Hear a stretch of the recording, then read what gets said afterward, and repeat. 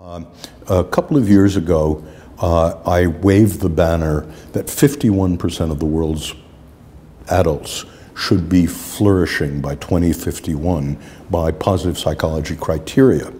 And I had done something like that on a small scale in schools and even in the United States Army.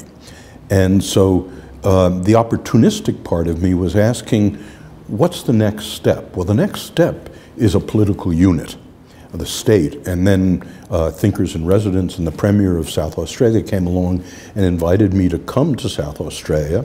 I had no idea what would happen, but it became clear within the first few days that the Premier had a platform for child well-being, and that fit exactly into the Jonas Salk model.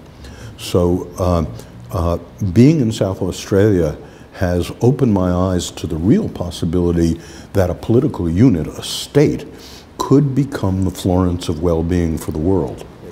So what's needed is for well-being to be on the political agenda, and more importantly, to be